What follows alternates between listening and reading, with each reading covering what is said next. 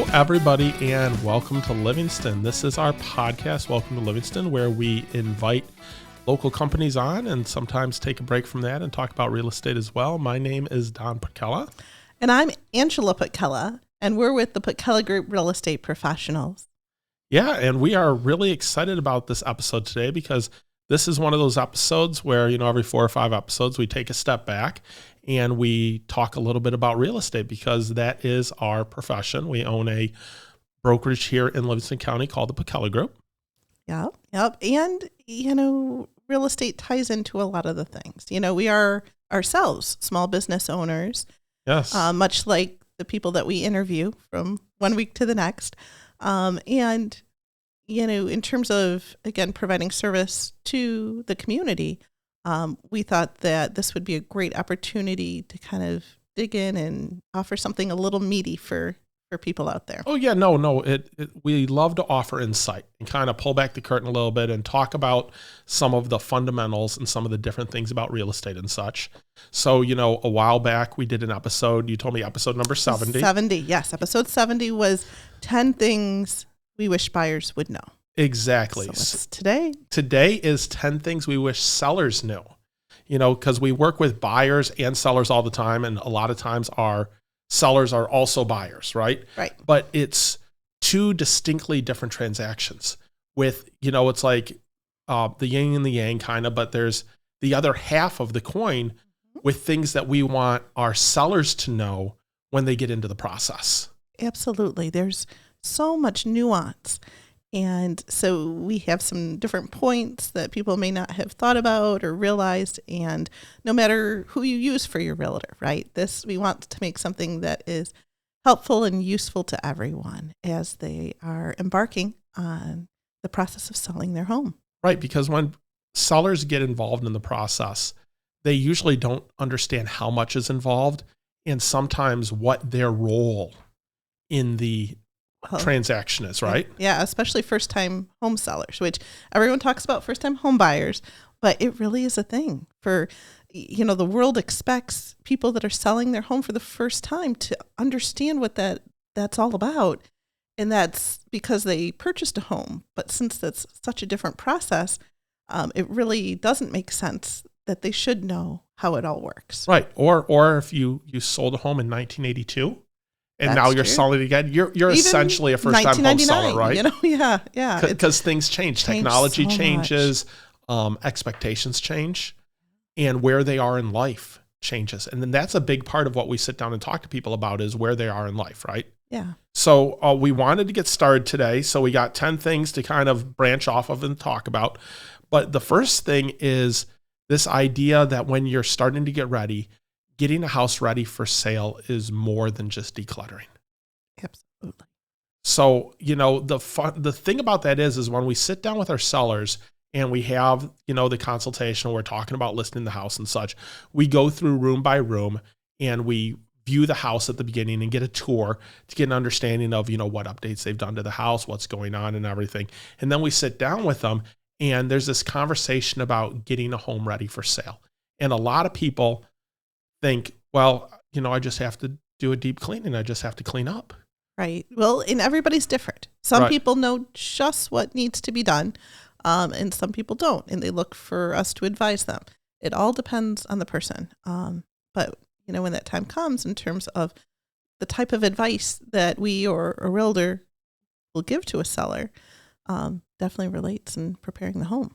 100%, because we say that the number one, a buyer needs to visualize themselves in the home, right? And what does that mean?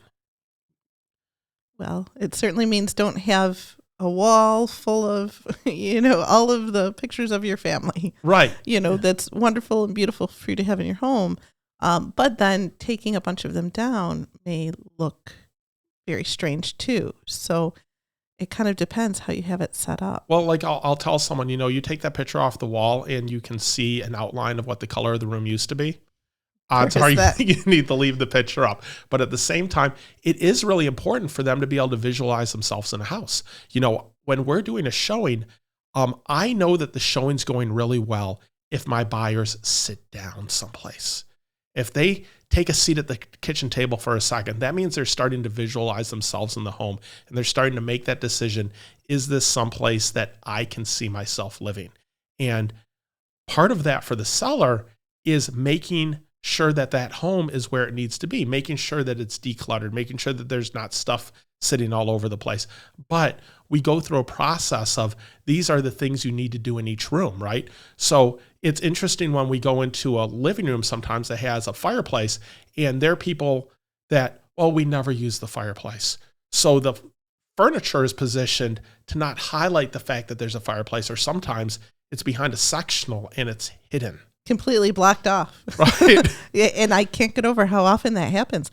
And that's wonderful in terms of that's how they lead their life. But as we're trying to sell the home, fireplaces are something that buyers really, really care about.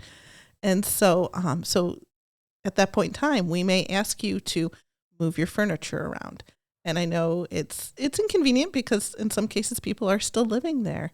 But for the most part, homes sell quickly enough that it's really just kind of a minor Usually thing. it's a minor thing, yeah. Oh, but I don't use the word feng shui. I use the term flow a lot. Right. That there has to be a flow to the house. It has to be logical of being able to walk into a room and where furniture is and such. But, we tell our clients sometimes when we sold our house, we had a better appreciation for what the sellers go through. And we had this list of, these are, the 75 things that we've told sellers over the years, right? But yeah. But all the things I'd ever told sellers, I'm Yes. like, I'm going to do all of these things. And he did it, by the way. Right. Like, honest to goodness, he said he was going to do it, and every last little thing. Right, because we'll talk to a seller and be like, storage area is important in the house. If all of your closets are stuffed to the gills, regardless of if you have a huge amount of storage, the buyer is going to have a perception that there's not enough storage. So it's this idea of use the space for what it's worth and highlight what you have. Don't hide what you have. Right. Right? Absolutely. And that goes with the furniture and opening up the room to make sure that it looks as big as it really is. Exactly. And, you put down here that it makes a huge impact on the photos. Exactly. Well, even you had said, fireplaces and mantles. People frequently will have personal effects all lined up on there. And goodness knows we do in our house as well. But when it comes time to list and that photographer shows up, we don't want anything on there because those things are very distracting in the photos. So for the photos to really pop off of the page, you want to think of less as best. Right. Well, you have the great story about the photo of Oh, that's true. Okay. Yes. Okay. And so for any of our listeners that have heard this already, sometimes Don and I will look through houses for our clients and we were clicking through. There's a new one that came to market and click, click, click, click, click. And I saw these teddy bears that were set up in the middle of a table or whatnot. Or I said, oh, that's kind of cute, and kept going. And he said, did you see that gazebo? What gazebo? I saw teddy bears. No. They had teddy bears sitting on the table inside of this beautiful gazebo. And I didn't even see the gazebo, right? Right. Because I was so fixated on the teddy bears that's there. So think of it that way, that you don't want anything to distract from how the home looks. 100%. We have so many clients when they see the pictures, they're like, oh my gosh, is this my home? Yeah, they don't even recognize they've it. done such a good job. Yeah. Right? It looks like out of a magazine, Yeah. and that's what you're going for. No, yeah, that's exactly what you're going for. So number 2, obviously, as a seller, you're going to have showings, right? And sellers, they want to know what people say about their houses and such. Of course. That's important. Understand that as agents, we'll give you feedback as soon as we have it. You're not going to get feedback 10 minutes after a showing. Right. Sometimes you're not going to get it till the next morning. We let our sellers know a lot of times, hey, agents are busy. They may be showing 8 or 9 homes. They may be showing homes on Saturday and Sunday to the same client, and they don't want to get feedback till they've seen all those homes because their seller hasn't made a decision yet on which way they're going. So they want to have an encompassing look before they send that feedback. So as agents, we will reach out to other agents if we haven't gotten feedback. We'll give you that feedback right away. Understand that if you don't get feedback within a few hours or even the next day, that doesn't mean the feedback is going to be bad. Right. Sometimes they're considering making an offer and they just need to get their ducks in a row. Exactly. And for showings, this is an important one. Your buyers may show up early to a showing. Yes. They may show up late to a showing. They may spend Tough. 45 minutes and they may have only scheduled 20 minutes. If they're still there, this is a good thing. Yes. Yes. Don't get upset about that. Generally speaking, the longer someone stays, the more likely they are to put in an offer to purchase the home. Right. That being said, we hope that people adhere to the timelines. We hope that they don't show up early, but also understand it's not the ideal. But sometimes, even with us, if I'm showing someone 4 homes and this is home number 3 or 4 and the first 2 showings go really quick, I might be running a little early. Right. And we do try to reach out to the agent 100%. just to let them know, that it's kind of a target, but as a seller, just be prepared for that. Leave the home early. You don't necessarily want to be pulling out of the driveway right. as they pull in, right? Yeah. Mm-hmm. We always tell them, hey, could be 15 minutes late, could be 15 minutes early. Understand that this is a target that we're looking at. It's not. It can be. Not always. There's a lot of agents that are really good. If your appointment's at 10 o'clock, they are showing up at 9:59 and it's, like clockwork that they're really good, but that's not every time. Right. So just have that expectation to give a little leeway because it removes the stress of the seller. If they know that, hey, I need to give a little leeway, they're not as stressed out about having to get out of the house and do these other things. Right. As a sidebar, for someone who's a little more anxious about showings, know that a home that's listed in the spring is going to see a lot more showings than a home listed late in the fall or over the winter. Exactly. Because there's fewer people looking. So then there are fewer showings. But those fewer people that are looking are usually more motivated. Right. If you're going out in a snowstorm to see a house, yeah, you really want to see a house. Right. But that's something to keep in mind of, if that's your pain point and having a lot of showings stresses you out, then maybe first thing in the spring might not be the best. Or some advice that we've given our clients, especially spring, summer, go take the weekend away. Yes. Let us know when you're going to be out of town. And we'll then take you don't care of all have the rest. to worry about being out of the house. Yep. So that's something. A lot of that times we works look as well. that up and we're talking to them. They're like, oh, I'm going to be out this week. And we're like, boom, that's when we're listing. Yeah. And so then they don't have to be inconvenienced or getting the dogs out or right. whatever. Yep. So the next 2 kind of tie into each other. Information about potential buyers. This is an interesting one because we're you get into 1, fair housing, and 2, just everything involved in it. Here's the truth of the matter is you don't want to know about the potential buyers. And for the most part, we can't tell you anyway, right? We care. Are they pre-approved? Yep. Do they have a good lender? Do they have a good agent? What are the terms of the deal? Right. When can they get into the house? How quickly can they do it? Are they good on occupancy? So there's all these things we look at. Yeah. Those are all very important to the transaction. We don't look at what their age is. We don't look if they're married. We don't look if they have kids. We don't look at where they're coming from. Nope. None of those things matter. Because fair housing is such a big deal. It is 100%. so important to never discriminate. Correct. Yeah. And even though the sellers don't think they're discriminating, they are generally curious about the person that is going to be purchasing their house because this is a very personal thing to them, right? Right. Well, and certainly the nice part is at the closing table, you get to meet them. You get to meet them sometimes, not always. Sometimes. But or key exchange or whatnot. And sometimes you find out information before and such after the deal's been signed and everything. They're reaching out. Maybe they come out to do measurements or something like that. Yeah. But early on, that's never a factor in choosing to accept an offer or not. 100%. Right. 100%. Which leads me into the next one, recording devices. Yes. They're more and more common now. Yes. So here's the deal. You're not going to turn off your Ring. Okay. Everyone has a Ring. You have recording devices on the outside and such. If you have a recording device in the house, please turn it off. Yeah. It just, it's it doesn't make anyone comfortable when they walk into the room and they see that there's a recording device in the room, that you have rings in a room and such. 10 years ago, it used to be like, oh, look, it's the nanny cam sitting on the mantle. That's not always there, but now it's there, right? The deal is if you are recording and you're recording audio, you have to disclose that. There's legalities. There's things that you just don't even want to get involved in. Right. In terms of liability sake. Yeah, in terms of a liability sake, and it just puts everyone in a uncomfortable situation. Well, it puts that buyer on the defensive, right? And we frequently will go through showings where there is a camera set up in every room, and I'll tell you, the potential buyer does not feel comfortable enough to really talk about, Right.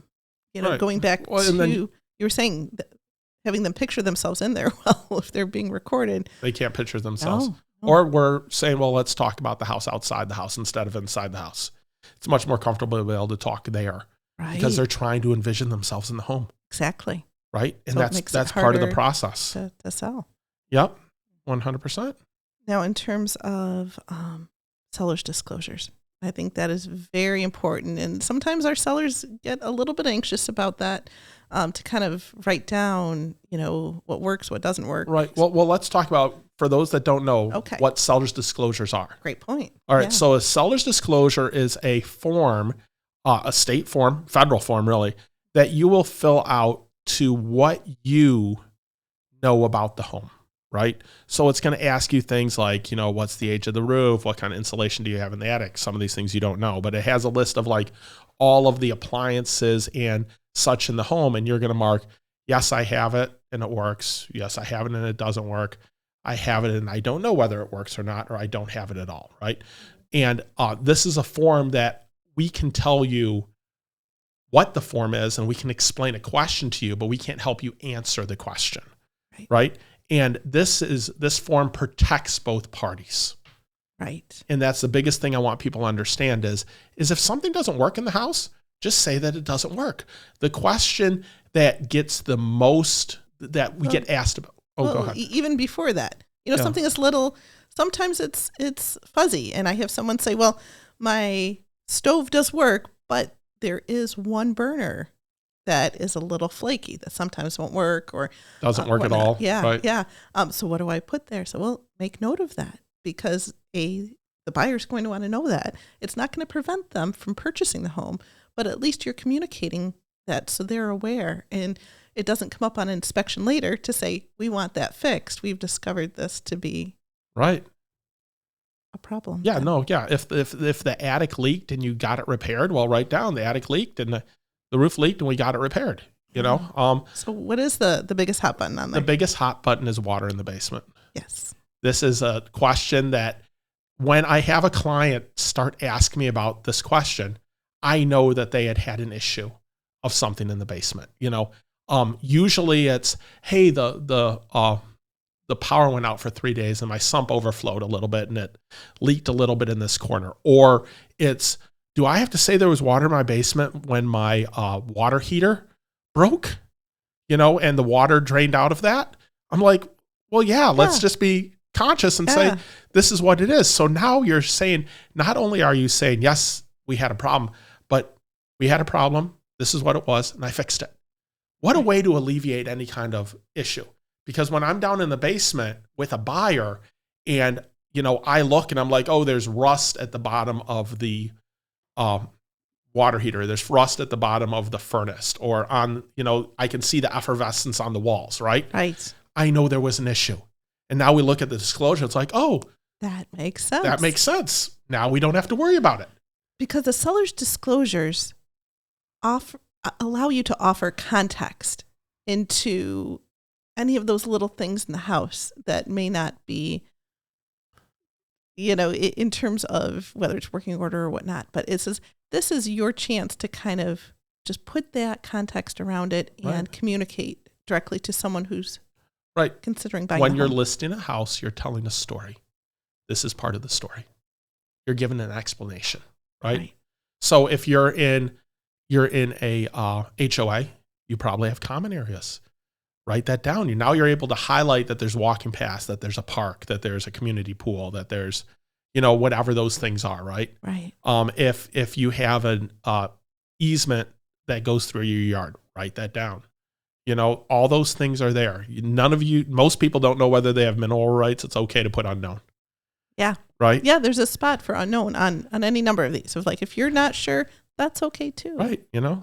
So, and we're able to answer questions on that in terms of explaining it to you. And sometimes the form gets confusing. And my, public announcement for the day is there's a lot of agents out there that explain one part of the form wrong, and it's okay. But, and even there's been some sellers that even as we explain how to fill it out right, it's a very confusing form. It was confusing put forward by the state of Michigan. And, like electricity, what's this here? It's like, well, it's actually asking you if your house has electricity. Same thing with water. Do you have water? Yeah. They're like, why is it asking me if I have water? Well, there's cabins up north that don't have electricity or don't have water. Yeah. Right? So they tried to cover everything. Right. And one of the things in there on the disclosures are your appliances. Your appliances are a fixture. Yes. Right. So our next thing we're talking about is fixtures.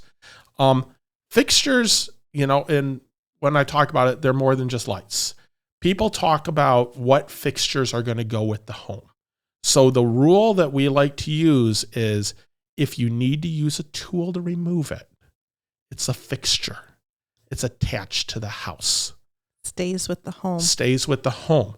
That includes your gas dryer because you need a tool to remove that gas line, right? Right. So anything that's attached. TV mounts. They're attached to the wall. And if you remove them, there's a big hole in the wall that needs to be taken care of, right? But when we're talking with sellers, we're asking them, do you want to take any of these things with you? The things that come up are chandeliers, right? Shelves on walls, mantles, nice cabinets that got installed in the garage. Mm-hmm. Especially as it's secured to the wall. To the wall. That includes the bike rack in the ceiling that you had to screw in, the hook and such, Mm-hmm. Rose bushes. Those are fixtures. Yeah. Right? Any of those things that you would need to use a tool. It's okay to exclude those things. You just need to tell people ahead of time. Or what we'll say about like a chandelier or a fan that they want to take with them, remove it before we list the house. Drapes are another one. Yes. Drapes, it basically in most contracts that a buyer uses to purchase a home, it includes any of the window treatments. Right. So if there's anything, in that case, sometimes it matches the comforter or they were hand done by a family member or, it really goes with the Harry Potter theme. That child themed room. Yes. And so the trick is to work hard at not having any surprises for anybody. That's right. Kind of something that's important to us anyway. And so if you communicate that on the front end with exclusions, there is a form that we can put together and have, the buyer sign at the point where they are making an offer to say, we're recognizing that these items are excluded. Right. Again, you don't want to distract from anything either. So. Yep. So those things are, any of those things, You can remove it ahead of time. You can remove it ahead of time. Just pretty much simplifies everything. Right. 100%. Yep. Our next one involves timing and timelines. I like this one because as you pointed out earlier today when we were talking about this, you need to start earlier than you think you do, right? Absolutely. And not unlike, we told our buyers the same thing too. Real estate processes do take longer than people would think. Right. And understanding those timelines. We have a nice long conversation with our sellers. Like, when do you want to be out or when do you need to be out? Where are you going next? What are those timelines in that? And then backing that off and saying, okay, this is the minimum amount of time we need, right? Right. Do we get more time? Where are we at with this? Just understanding that, as you said, we can do it all quickly, but having extra time removes that stress. Right. And even if what is decided is that it doesn't get listed for X period of time, what I was going at with the timelines is to at least have that initial conversation with your realtor. Yes. As early as you can. We had clients that were thinking that they might sell in winter. They owned a swimming pool and they were going to be taking the pool down. And we said, look, maybe you'll move in the winter, maybe you won't, but why don't we go ahead and bring our photographer out and take those photos? And so we had the photos with the pool, aerials, gorgeous, wonderful. They decided not to move that year, and that's okay because 2 years later they did move. And sure as anything, the house they found was before the pool got opened. And we were able to use those photos for the listing, and it really helped add demand and 100%. Get the more dollars at the end. So just by being prepared on the front end. Yes, and another story with that in a different way is the Victorian we sold in downtown Howell a few years ago. Yeah. That she had all these beautiful flowers, annuals, perennials, all of that and everything. And she knew, we were going to list in the summer, but we had talked to them earlier and she had told us like, okay, I'm going to give you a call. And when I give you a call, we have like this 48 hours to get the outdoor photos done. Yeah. Right. Because she knew when certain colors would come in and she knew she wanted to highlight these colors, especially with the Victorian. And it was, it had all the intricate different colors of the paint and everything that it just highlighted it in such a way that she knew I want these photos because not only do I think it looks beautiful, it's going to highlight the house. Right. Exactly. Because it's a team effort. And as realtors, your realtor should be very consultative with you. Yes. And, your teammates in the group project that is selling your home. Right. And so they can offer the most possible value the earlier you pull them into the process, to the point where some of our past clients even will reach out to us to say, look, I'm not moving for a couple of years here, but we're planning to make this home renovation.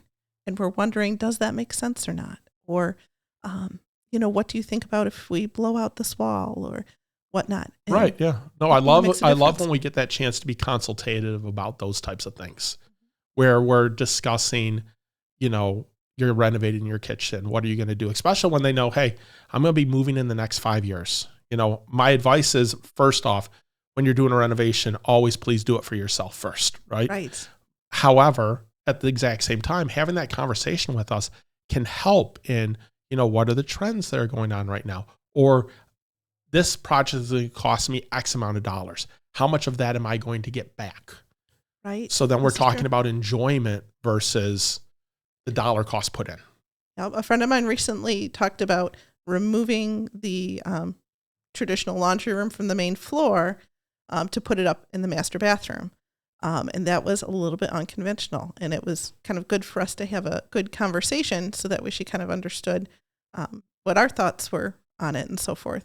But making moves like that, it really is helpful. We also have people that call us up to say, look, we don't know if we want to move or not. We're thinking about renovating or moving. Why don't you have a conversation with us so that way we can kind of get our head around what that all looks like. 100%. Yep. So speaking of a collaborative effort and a team effort, there's a team effort that goes into pets. Yes, this is true. Our fur friends, our pets, are very important to us. Yes, they're like members of the family. We have a great episode about moving with pets because there's so much that goes into moving with pets and making sure your pet's comfortable and reduces that stress and involved in the process and such. And some of the things we're going to talk about here real quickly, we talk about in that. But one of the things with the pets, as much as we love the pets, we prefer that the buyers don't see the pets. Yes. Right. And that's not to say that we're not saying that there's evidence and such, but if you can remove dogs before a showing, that's great because dogs love to be friendly and they're barking because they want to be petted and they know someone's in the house, but that distracts from a showing. Absolutely. And makes it harder for the... And then it makes it harder. Yeah, sorry. But the buyers, they feel horrible about it as well. They're like, oh, that's so sad that they're barking and they want a pet and they're not allowed to pet and maybe they don't spend as much time in the house because the barking is distracting them. Frequently, yes. We run into that very often. Right?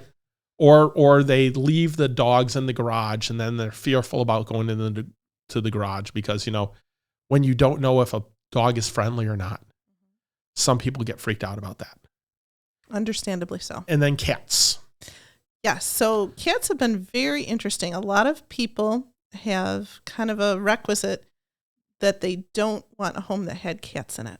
And so if they can see that cat climber in the picture, they won't even go for a showing at all. They'll discount it immediately. Yep.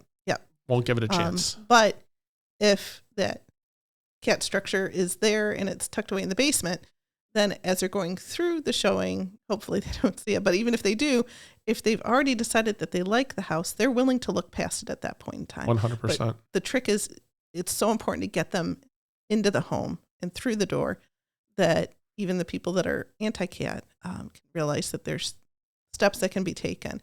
But if you don't ever want to give somebody a reason to not purchase the home, not come to the home to see it, do everything we can. Exactly. And a real quick public service announcement. If you are getting your carpet cleaned and getting it ready for showing and you have pets, understand that it is going to bring the smell out for a couple days. The smell will go away. It's just natural when... Not always. Not always. But frequently enough that I would be very, very leery. For those people that really are tidy, they keep up with it, I don't think it's nearly as much of an impact. No, but I'm saying if you're going to get the carpets clean, do it a week or two before you're going to have showings. Yes, exactly. Don't say, oh, well, I want to get the carpets clean, but I want to wait till the very end so that nothing gets on it and everything, and I'm getting it done 2 days before showings start. There's a chance that smell comes out. Yes. If you do it a week ahead of time, or 2 weeks ahead of time, even if the smell comes out, it's going to go away before the showings. Exactly. Right? Exactly. So yeah, so that's part of that timeline thing. yeah, exactly. Yeah. So giving yourself enough time. But that's something to be aware of because there certainly have been people over the years that I've seen that happen to.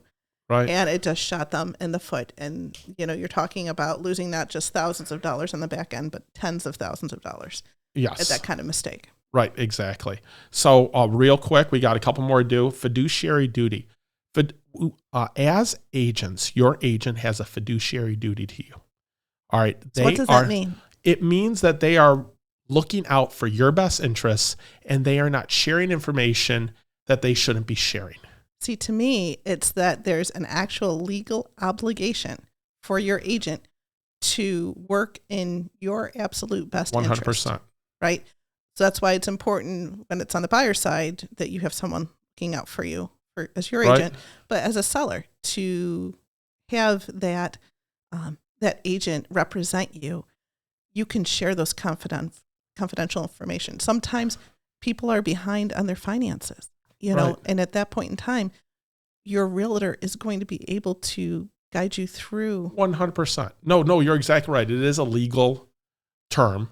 But it 100% means that they are looking out for your best interests. They are working for you. And they're not sharing information that they shouldn't share. So you should feel comfortable sharing that information with them because, what I put down here is as your agents, we can't see the full picture if you're not sharing it with us. Right?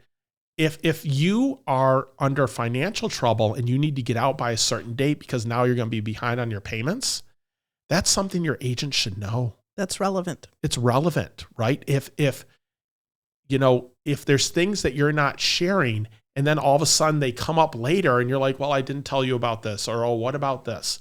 If we'd known that at the beginning, then we can look out for you. We can work it into the timelines. We can work it into the price. We can work it into everything that we're doing because it's important. Right. Right? Exactly. Even something as simple as, somebody that doesn't feel comfortable with people going through in terms of showings and things like that. Right. Or whatever it is that's important to you personally and relevant to you personally, share with your agent. Well, like I talk about at the beginning when it's setting up for showings and such, a lot of times I'll say, if you have guns in the house, please make sure they're locked up, right? Right. you don't have to tell me there's guns in the house, but if you want to tell me, that's wonderful, because then we can talk about, yes, they're locked up. Yes, this is what it is. Right. And that goes back to, I'd been in the business about 1.5 years, and I went into a showing, and there was a shotgun leaned against the wall in the bedroom.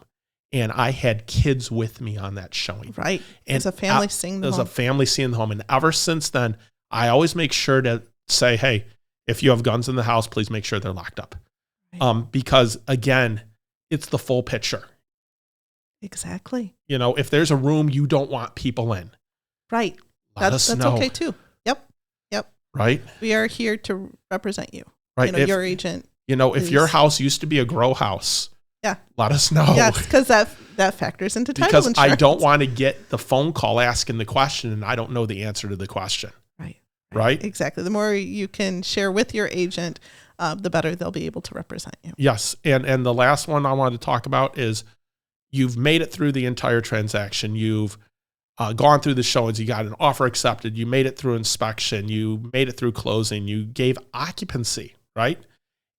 Or even if you didn't give occupancy, you're about to give the keys. Please don't turn off the utilities. Well, and there's a whole process. Yes. They want to, shift over, let the new person do it. But the trick is that you want to transfer the utilities. Right. In fact, in most cases, the seller doesn't even need to call. If the buyer calls and says, hey, I'm taking control of this house tomorrow and I'm putting the utilities in my name, it's going to transfer over.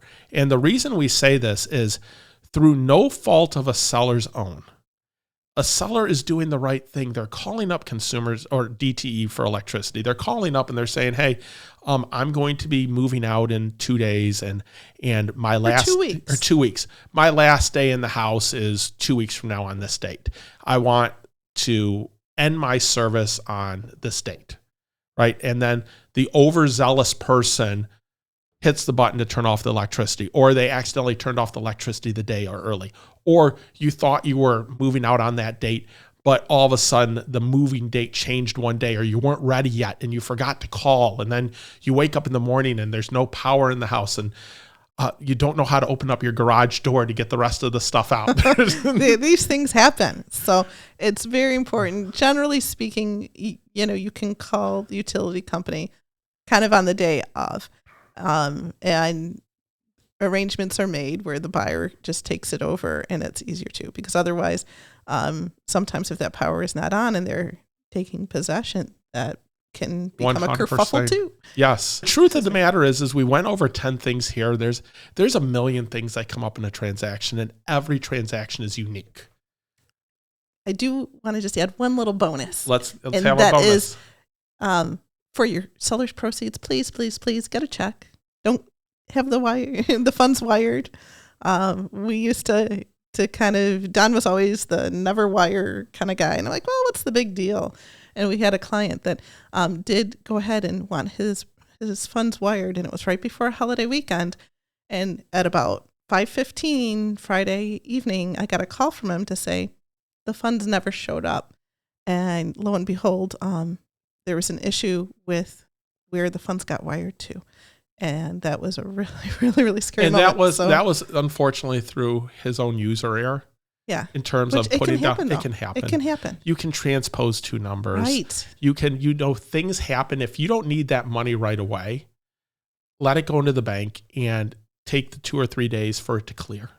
Right. Right. Now, if you're going from one transaction to the next, again, you're not wiring the funds. The title company's taking care of moving the funds to the next transaction. Right. So the reality is unless you need that money right away for something, you're right. Always take a check. Yeah. I'm just going to say, and fraud is an issue. Right. People's emails get hacked and so forth. So in terms of just for safety's sake, because after that incident, you won me over to your side on that there's really very few occasions that a check isn't the better way to go. Right. So for all of you people out there with passwords, don't use the same password for everything. And it might be a good idea to change your password on your email every year and a half or something like that, because you have the same password for forever. And what I've learned about wire fraud is you could have someone that's looking at your email and you don't even know it. And they're just waiting for something like a home sale to come through, Mm-hmm. to see that, oh, they're getting emails from a title company. Right. Now is the time that they're going to act. I know that seemed far-fetched, but there was an incident in Livingston County just a couple years ago where such a thing happened. Right. And then the funds were literally wired to this other third party. Exactly. It was just a nightmare. So these things are out there. They are happening in terms of protecting yourself. But don't get scared. There's title insurance for those types of things and everything. And we talk to our clients to prepare them for being safe within that. Mm-hmm. But understand, just like identity theft is an issue, wire fraud's an issue. Yeah. And you can do a simple thing to protect yourself. The simple thing you can do eliminates the threat 100%. And that's taking a paper check. Right? Yeah. Oh, at least from what we've seen. Right. That still, it strikes us as the safest way to go. Yep. So no, that was a great bonus. I think that we've covered a lot of stuff today. Yeah. So thank you guys for listening. Please check out our other episodes where we invite companies on and such. But we do have quite a few episodes in there about real estate issues that you can go in and learn a little bit about what's going on behind the scenes. We have great episodes in terms of working with buyers, working with sellers, helping your parents downsize, coming in from out of state, just moving with kids, moving with pets. Moving with kids, moving with pets. Yeah. So all of those things, because again, your situation is unique and you should have agents who understand the uniqueness of your situation and can sit down and have a conversation with you about that and tailor the service to what you need and make sure that you understand the process. And the biggest thing we always say is we do not want surprises. So we always talk to our clients about issues that may come up, even though they don't come up, so they understand what comes next in the process so that they can get to the end smoothly. Absolutely. I also want to have a little shout out here. There are a ton of fantastic agents in Livingston County, and certainly I'm sure outside of it as well, but a lot of them that we work with. That's kind of the interesting thing in our business is we're not all independent of one another. Again, it's all a group project, and there's always, for the most part, an agent on the other side. And so we have had the privilege of working with so many fantastic agents. And so even if somebody doesn't pick us, as long as they're with somebody that is taking care of them, and there's many that are out there that can do that and do a fine job, as long as they have a positive experience, that's really what is most important. 100%, because we have collaborated with amazing agents. Yes. Absolutely. People that when I see an offer come across the table from this person, I'm like, oh my gosh, this is going to go so good. Right. Right. I've done deals with this person before. This is comfortable. Mm-hmm. They're professional. They understand what's going on. They take care of their clients. Yeah. Makes a difference. Right. So who you work with makes a difference. And if you're not comfortable with the person you're working with, sit down and talk with them and ask questions. This is your transaction. This is you selling or buying a home. And it's important to understand what's going on. So thank you guys so much for listening today. Thank you for coming in on a real estate episode. You usually have all the small businesses we love to build up, and we'll be getting right back to that as well. But it's nice to have some of these sometimes too. Yes, so much. And thank you so much. Welcome to Livingston.